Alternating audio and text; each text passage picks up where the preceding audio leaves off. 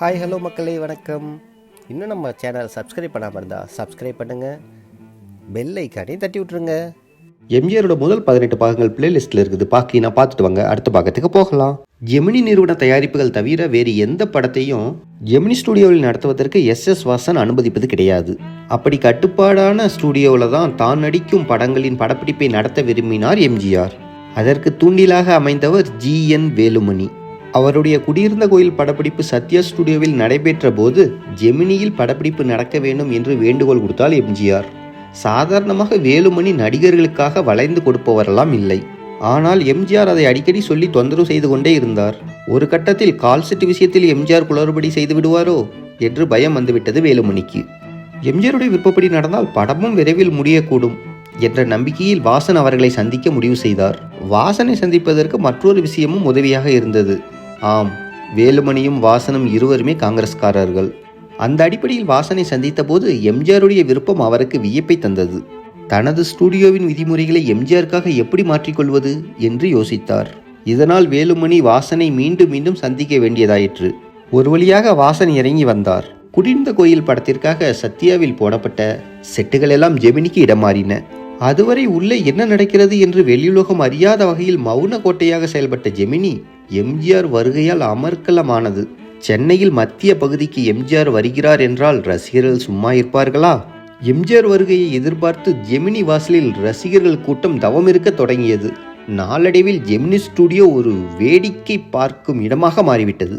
ஜெமினி ஸ்டுடியோவில் வாசன் அவர்கள் மட்டும் சென்று வர சிறப்பு வழி ஒன்று உண்டு.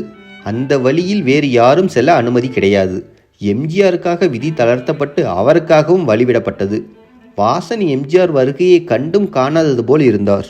ஆனாலும் வாசன் தன்னை காண வருபவர்களிடம் எம்ஜிஆரை பற்றியும் அவரது படங்களை பற்றியும் ஏதோ ஒப்புக்கு கேட்பது போல் விசாரிக்கவும் தவறவில்லை. எம்ஜிஆர் ஒரு பெரிய நடிகர். தன் ஸ்டுடியோவில் நடிக்க வருகின்ற அவரை ஒரு மரியாதைக்காக சந்திப்பது நல்லது என்று வாசன் விரும்பியதன் பேரில் ஒரு நாள் படப்பிடிப்பு இடைவெளியில் எம்ஜிஆரை சந்தித்து பேசினார். அப்புறம் இருவரும் அடிக்கடி சந்தித்து கொண்டார்கள். அதனுடைய விளைவு ஒளிவிளக்கு ஜெமினியின் முதல் தமிழ் வண்ண படமாகவும் எம்ஜிஆருடைய 100வது படமாகவும் அமைந்தது. ஆக எம்ஜிஆர் எங்கே தொட்டு வாசனை எப்படி பிடித்திருக்கார் பார்த்தீர்களா? தான் நினைத்ததை அடைவதற்காக எவ்வளவு உயரத்திலிருந்தும் இறங்க தயாராகியிருப்பார் எம்ஜிஆர். அதனால்தான் எம்ஜிஆரால் தொடர்ந்து வெற்றிகளை சந்திக்க முடிந்தது.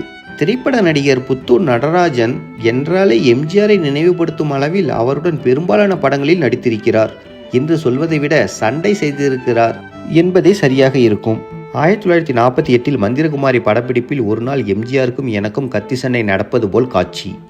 ஒத்திகையின் போது நான் எம்ஜிஆரை நோக்கி கத்தியை வீச அவர் அதை தடுத்து நிறுத்தி திருப்பி தாக்க வேண்டும். அப்போதெல்லாம் பார்த்தீங்கன்னா நிஜமான நல்ல கனமான கத்திகள் தான் சண்டையில் பயன்படுத்தப்பட்டன. அந்த நேரத்தில் நான் கத்தியை வீசிய வேகத்திற்கு அவர் ஈடுகொடுத்து தடுத்து நிற்கவில்லை என்றால் என் கத்தி அவர் மண்டையை பிளந்திருக்கும். இப்படி பல ஆபத்தான சந்தர்ப்பங்கள் அந்த படப்பிடிப்பில் ஏற்பட்டு எனக்கும் எம்ஜிஆருக்கும் இதனால் விரோதம் ஏற்படாமல் நட்பு நெருக்கமாக ஏற்பட்டது. மாடர்ன் தியேட்டர்ஸில் 16 ஆண்டுகள் வாசம் முடிந்து நேரே சென்னை வந்து எம்ஜிஆரிடம் சென்று நின்றேன். எனது நிலைமையை அறிந்த எம்ஜிஆர் என்னை அரவணைத்து கொண்டது மட்டுமல்லாமல் தன்னுடனேயே இருக்கும்படி கேட்டுக்கொண்டார்.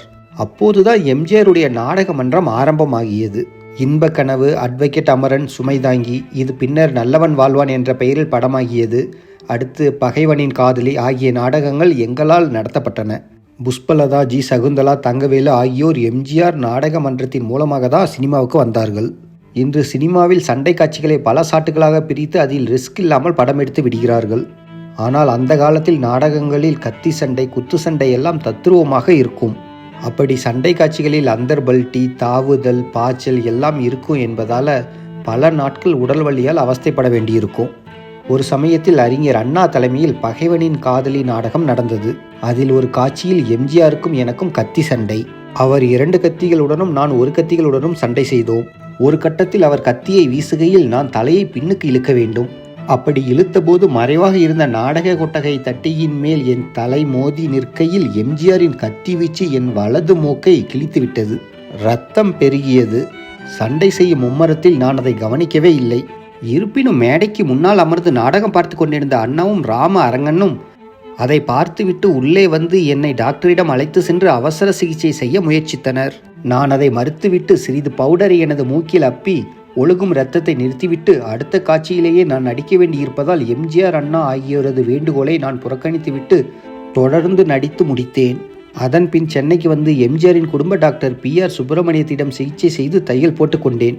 பகைவனின் காதலி நாடகத்தில் பாளையங்கோட்டையில் நடந்தபோது சரித்திர நாடகம் என்பதனால வெளியிலிருந்து கோட்டைக்குள் வந்து குதிப்பதாக உள்ள ஒரு காட்சியில் எம்ஜிஆர் பாய்ந்து வந்தபோது பேலன்ஸ் தவறி விழுந்து கழுத்து சுருகி கொண்டது.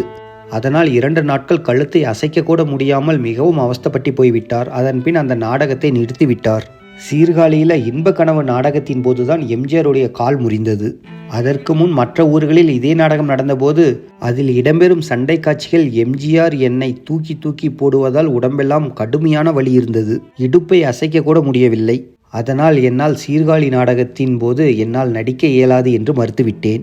எனக்கு பதில் குண்டுமணியும் மாணிக்கமும் எம்ஜிஆரோடு மோதினார்கள். இவர்கள் சண்டை காட்சியில் அதிகம் அனுபவம் இல்லாதவர்கள். நான் உள்ளே மேக்கப் அறையில் ஓய்வெடுத்து கொண்டிருந்தேன். முதலில் மாணிக்கம் சென்று எம்ஜிஆரிடம் மோத அவர் மாணிக்கத்தை தூக்கி எறியும் போது கீழே விழுந்து ஓடிவிட, அதனால் எம்ஜிஆர் அப்படி எறியும் போது தலைகீழாக விழுந்து மாணிக்கத்தின் நடுமண்டையில் சதை பீந்து ஒரு கொத்து முடியோடு வந்துவிட்டது. அந்த நிலையில் மாணிக்கம் சுய நினைவற்று அப்படியே கிடக்க அடுத்த வினாடியே குண்டுமணி வந்துவிட்டார். எம்ஜிஆர் அவரை தூக்குகையில் குண்டுமணியின் உடம்பெல்லாம் வேர்வையாக இருந்ததால் எம்ஜிஆரின் கைவலிக்கு நிலை தடுமாறி அப்படியே மாணிக்கத்தின் அருகில் விழுந்தார். விழும்போது மாணிக்கத்தின் கையின் மேல் எம்ஜிஆரின் இடதுகால் அழுத்தமாக விழுந்ததால் அப்படியே பட்டாசு வெடித்தார் போன்ற சத்தத்துடன் அவரது கால் ஒடிந்து விட்டது. அடுத்த எபிசோட் நாளைக்கு பார்ப்போம். Thank you for watching. For more videos, please subscribe.